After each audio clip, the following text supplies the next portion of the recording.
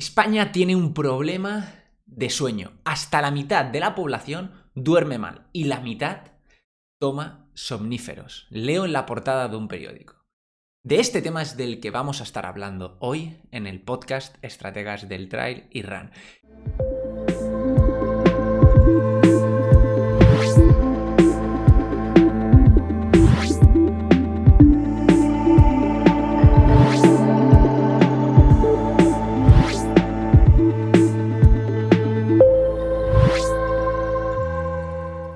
Y realmente el sueño es un grandísimo problema que no tenemos solo en España, sino que tenemos en todo el mundo. La importancia del sueño en nuestra salud y bienestar ha sido ampliamente estudiada a nivel científico, ¿no? El sueño, al final, ¿qué sucede? Que es un proceso fundamental para el funcionamiento de nuestro organismo, de nuestro cuerpo, de nuestra mente, y la falta de ese sueño puede suponer grandes consecuencias para nuestra salud. Y esta es la realidad, y muchas veces no lo pensamos. Dormir bien sin medicamentos no debería ser negociable. Repito y vuelvo a repetir, dormir bien sin medicamentos no debería ser negociable.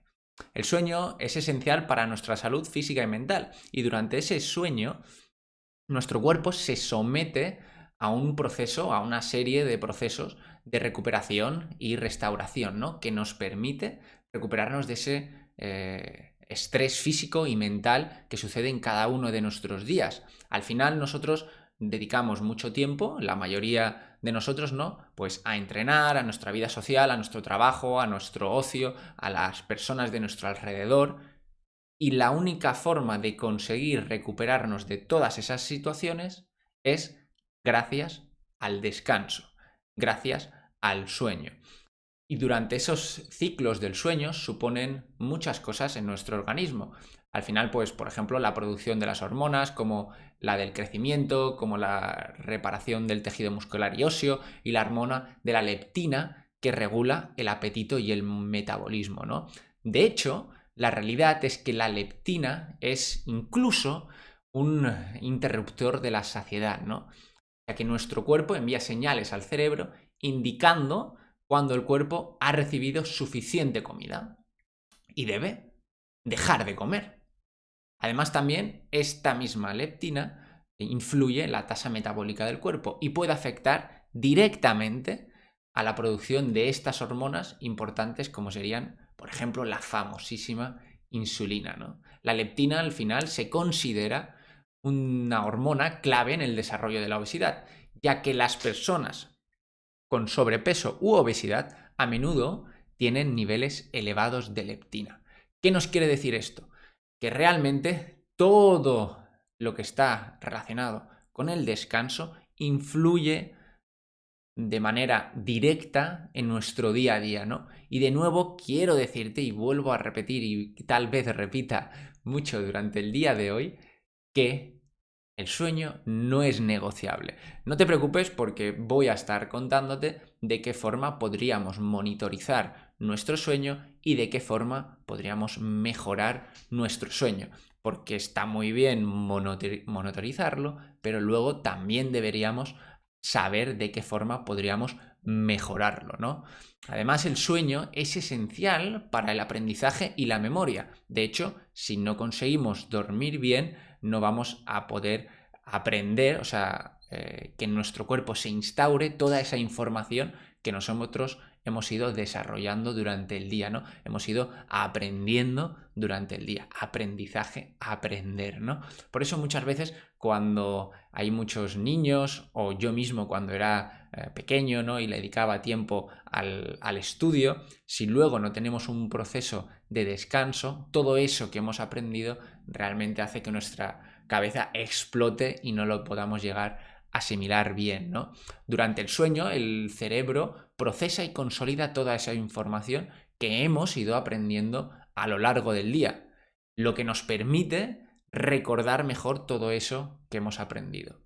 ¿Qué supondría al final no dormir? Pues lógicamente no dormir bien afectaría directamente pues, a ese rendimiento cognitivo, la memoria y ese aprendizaje, y lógicamente también directamente a nuestro rendimiento deportivo.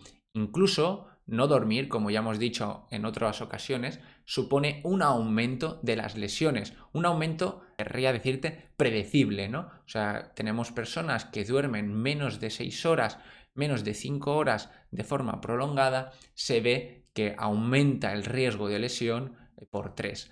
Entonces, debemos tener muy en cuenta que necesitamos descansar. De hecho, gracias a la aplicación que nosotros utilizamos, que está, o sea, con los deportistas, que está sincronizada con su reloj, incluso nosotros sabemos cuánto duerme un deportista. ¿Y eso qué nos indica? Si no duerme bien durante un ciclo de tiempo largo, seguro que ese deportista se va a acabar lesionando. Tarde o temprano va a suceder esto. Por eso nosotros cuando lo vemos damos un toquecito de atención al deportista. Incluso recuerdo uno de los deportistas con los cuales estamos trabajando ahora, un deportista en concreto, que ha tenido un hijo hace muy poco tiempo. Y yo voy viendo el tiempo de descanso que tiene él, ¿no? ¿Qué sucede cuando ese deportista no está descansando de forma constante? Lógicamente tiene un proceso mucho más irritable, mucho más cansado, durante el día lo ve todo negro e incluso encima al tener una empresa todo se complica muchísimo más, ¿no? No es que solo te afecte en el rendimiento deportivo donde todo lo estás viendo peor, o sea, te estás cansando más, los entrenamientos están pareciendo más duros, las series imposibles porque no tienes ganas, levantar peso imposible porque no consigues ni levantarte de la cama y luego todo eso también repercute en tu día a día, como te digo, ¿no? Lo que tenemos que conseguir es dormir bien y dormir tiempo. Al final, esos efectos negativos de la falta de sueño ya no solo nos afectarían directamente en el deporte, sino también en la salud mental, ¿no? Ya sabéis que bueno, no sé si lo sabéis, pero te lo digo, de hecho, una de las técnicas que se utilizan a nivel de la guerra, ¿no? Es la privación del sueño, ya que se relaciona con una mayor prevalencia en los trastornos de ansiedad y de depresión. Y lógicamente, todos estos síntomas empeoran en las personas que ya sufren incluso esos trastornos. Esa misma falta de sueño también afecta directamente pues, al estado de ánimo emocional y todas esas capacidades para regular lo que serían las emociones de nuestro día a día. Aunque la cantidad de sueño realmente podría variar de persona a persona, se recomienda en personas adultas que duerman entre 7 y 9 horas por la noche, para lo que se diría mantener un buen estado de salud. Es verdad que a medida que nos vamos haciendo más mayores, necesitamos menos horas de sueño, pero eso no significa que dejemos de dormir, ¿no? De hecho, a medida que pasa el tiempo, también incluso nos cuesta más conciliar el sueño debido a las diferentes situaciones que tenemos de estrés en nuestra vida, ¿no? Y que tenemos de ansiedad, el trabajo o la falta de una rutina de sueño regular. Todo esto al final depende en mayor parte de nosotros mismos, ¿no? De cómo actuamos ante las diferentes situaciones que nos vienen en el día a día. Debemos recordar que no somos únicos, digamos, ¿no? O sea, todos los problemas que nos pasan, seguro que le pasan a personas de nuestro alrededor. La diferencia entre una persona que puede descansar y otra persona que no puede descansar, sin lugar a dudas, es cómo interactúas tú, cómo comprendes tú las diferentes situaciones que a ti te suceden. Porque ante los mismos problemas, las diferentes personas actuarían de formas diferentes. ¿Esto qué nos quiere decir? Que ante un problema, tal vez, si tú lo estás llevando o yo mismo lo estoy llevando, porque a mí también me pasa, de una forma estresante, es porque yo no estoy identificando bien la mejor solución. Porque seguro que cualquiera de los problemas que tú has tenido, hay otra persona, o que yo he tenido, hay otra persona que lo ha sabido llevar de una forma mucho más agradable, digamos, ¿no? Mucho más sensata. Te digo uno de los problemas, por ejemplo, que a mí me sacan de quicio, literalmente. Cuando voy a un aeropuerto y estoy hablando con una persona del mostrador o cuando estoy pasando un control o alguna situación similar y me están diciendo algo que para mí no tiene ningún tipo de sentido, ¿no? O sea, algo que digo, yo esto lo he hecho 200 millones de veces, no me puedes decir que esto no es así, ¿no? O sea, yo viajo de forma constante, todos los meses cojo varias veces el avión, entonces hay diferentes situaciones en las que yo tengo muy claro cómo ha sucedido anteriormente y de repente me cambian la forma de hacerlo, ¿no? O sea, me cambian esa situación y me dicen que eso no es así y que se hace completamente diferente. Te voy a poner un ejemplo muy sencillo que, de nuevo, te repito, es una absoluta tontería, ¿no? Pero me sucede cuando viajo. Por ejemplo, al llevar a mi perro. Yo con mi perro he viajado muchas veces, ¿no? Desde que era muy pequeñito, ya lo metemos en una jaula y lo metemos en la bodega del avión y viaja con nosotros. ¿Por qué? Porque nos gusta estar con él y al final cuando vamos a hacer viajes largos, no lógicamente de un fin de semana, o sea, en plan de 15 días, un mes que nos desplazamos a otro sitio, pues tal vez nos lo llevemos, ¿no? Y entonces, a veces, bueno, a veces no, solo nos ha pasado una vez en la cual la cajetilla donde metemos, o el cajón donde metemos al perro, de repente nos dicen que no es válido, que ese cajón es más pequeño de lo normal cuando es una caja, ¿no? Que cumple completamente las medidas de todas las aerolíneas y de esa misma aerolínea en ese momento. Entonces, de repente, te están diciendo unas medidas que son, o sea, unas medidas de control, ¿no? Que son completamente diferentes a lo que te ha sucedido, ¿no? Entonces, claro, tú te ves o sea, yo me veo en la situación de cómo puñetas tengo que salir de esto. O sea, ahora esta persona me está diciendo que yo no puedo viajar en el avión con mi perro cuando he estado viajando durante muchísimas veces con esa misma aerolínea y con otras aerolíneas y ahora me dicen que no, ¿no? Y además, la normativa que me estaban diciendo era que el perro se tenía que mantener, o sea, erguido dentro de la caja, ¿no? Eso supondría que la caja tendría que ser muchísimo más grande, ahora en ese momento no la puedes comprar y luego, claro, me surge a mí esa pregunta de, si mi perro realmente es muy pequeño, es un perro mediano, ¿qué sucedería con un perro más grande? O sea, ¿cuánto puede ser la caja de ese perro? O sea, prácticamente tendría que, o sea, la estructura que tendría que ser sería como 2 o 3 veces más, ¿no? Entonces, para mí esa situación me saca digamos, de quicio, ¿no? Me pone nervioso, me saca de mis casillas y no tiene ningún tipo de lógica. O sea, que me suceda eso, ¿no? La persona está diciendo lo que cree que es así, lo que cree que dice su compañía, su normativa, y me la está aplicando, ¿no? Lógicamente, al final, pues son personas y hablando con ellas, pues se crea una relación en la cual se llega a un término medio, ¿no? Y ahí hay dos formas de actuar. Y aquí es cuando viene mi gran problema, ¿no? Cuando estoy hablando con robots o estoy hablando con personas. Un robot es el que me dice, esto es la normativa y ya está, y tengo que aplicarla, ¿no? Para mí ese es el formato robot. Los que ahora tienen inteligencia artificial ya son otra cosa. Pero los robots de A es igual a A y B es igual a B son los que me dirían, la caja tendría que ser de esta forma y tú tienes que viajar de esta forma. Y en cambio, para mí las personas es, vale, la normativa que yo pienso, o sea, que el profesional está pensando, es de esta forma y tendrías que aplicarla de esta forma. ¿Qué te diría una persona que no es un robot y es una persona? Es, oye, la normativa es esto, deberíamos aplicarlo de esta forma, por favor, que no vuelva a suceder y que cambie esto, ¿no?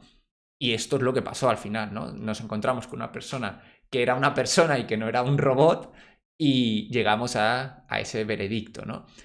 Entonces, cuando no llegamos a ese veredicto y me contestan de formato robot, es cuando a mí me saca de quicio personalmente, ¿no? Y en cambio, mi mujer, ante la misma situación, se lo explica de una forma diferente, concuerda con ella y básicamente como que mira, o sea, habla de otra forma, desde otro punto de vista y consigue solucionar ese problema. En cambio yo me frustro y digo, pero a ver, si yo sé que esto es así porque he viajado un montón de veces y no puede ser, ¿no? Entonces, como ves, son situaciones exactamente idénticas, yo no las llevo de una forma correcta y en cambio mi mujer sí.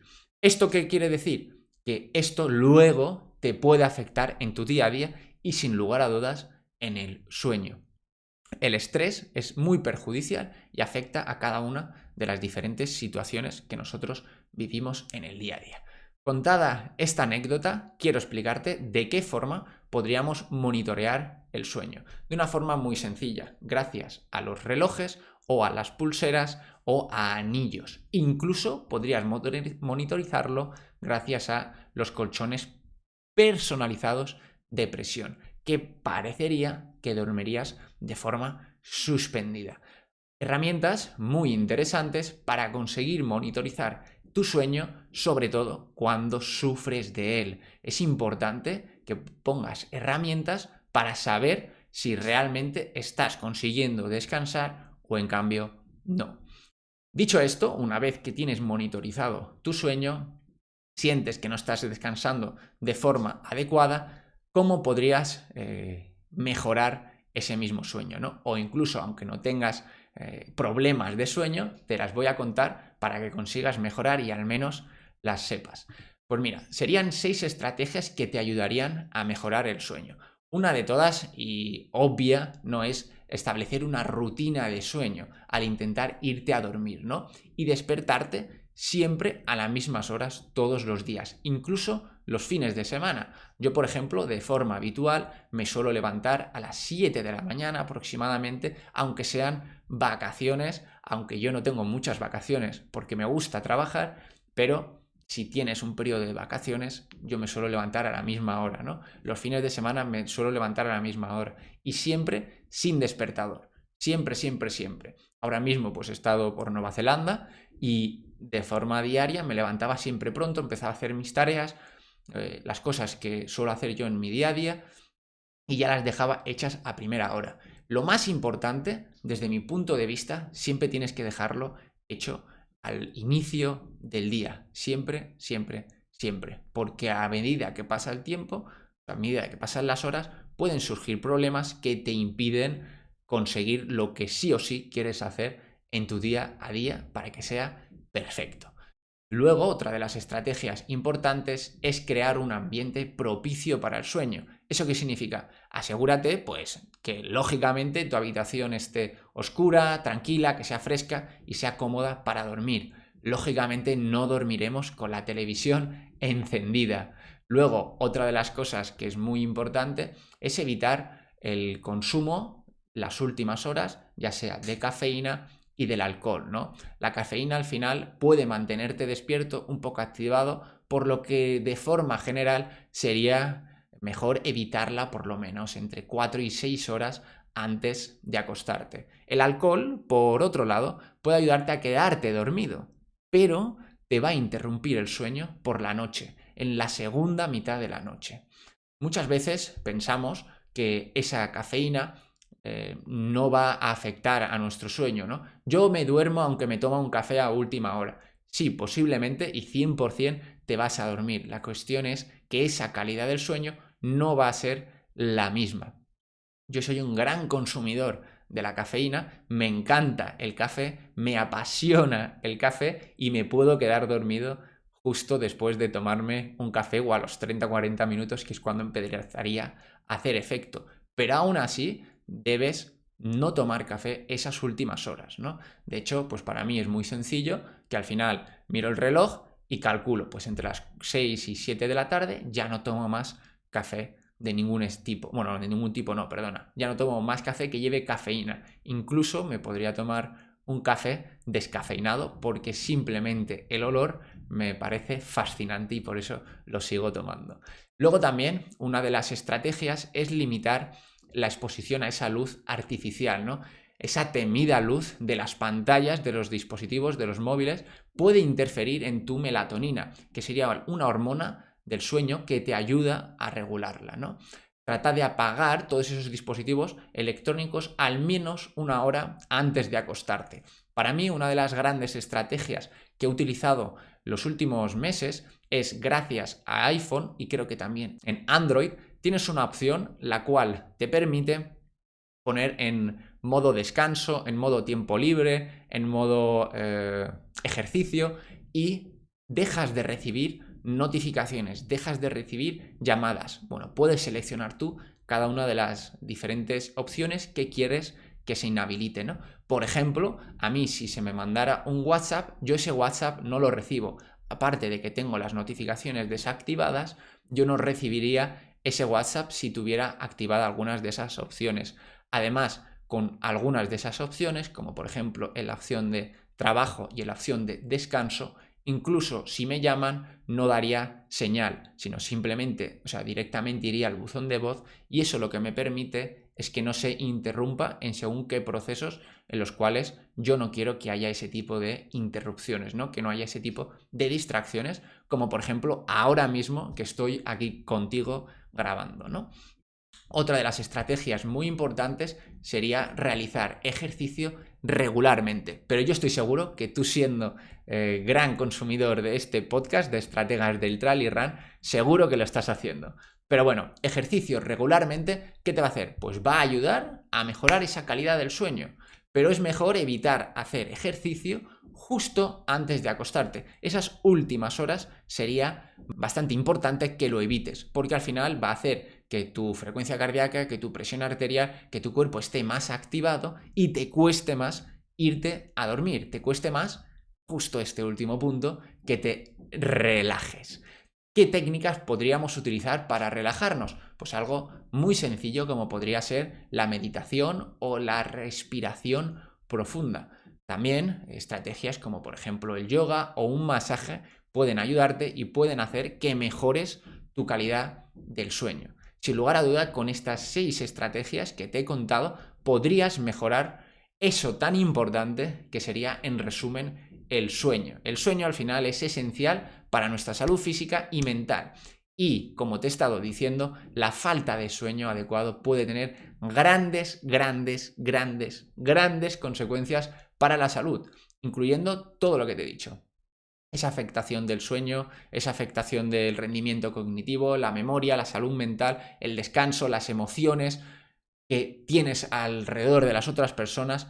Mantén, por favor, una rutina de sueño regular, crea un ambiente de sueño cómodo, evita el consumo de alcohol a las últimas horas, evita la cafeína antes de acostarte, evita el ejercicio antes de acostarte y ya verás cómo podrás mejorar tu sueño.